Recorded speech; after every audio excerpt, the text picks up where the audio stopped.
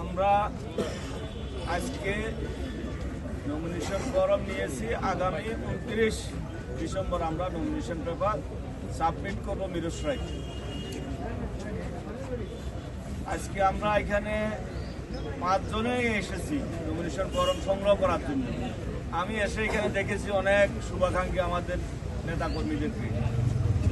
আমরা এসেছি 5 জন, বাকি সবাইকে এখানে এসে দেখে মিরসরাই জাতীয়তাবাদী পরিবারের সবাই এখানে উপস্থিত।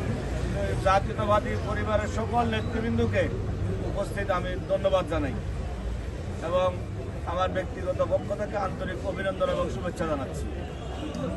বক্তব্য আজকে আর নেই। আর আপনারা জানেন সকল আগামী 25শে ডিসেম্বর বেলা 12 ঘটিকার সময় আমাদের দলের ভারপ্রাপ্ত চেয়ারম্যান, আমাদের প্রিয় নেতা আগামী বাংলাদেশ জনাব তারেক রহমান লন্ডন থেকে বাংলাদেশ জিয়া আন্তর্জাতিক বিমানবন্দরে অবতরণ করবেন। আপনাদের আমাদের প্রিয় নেতাকে স্বাগত জানানোর জন্য আপনাদের সবাইকে আমি দাওয়াত দিলাম। আমরা মিরসরাই থেকে সবাই ঢাকা যাবো ইনশাআল্লাহ।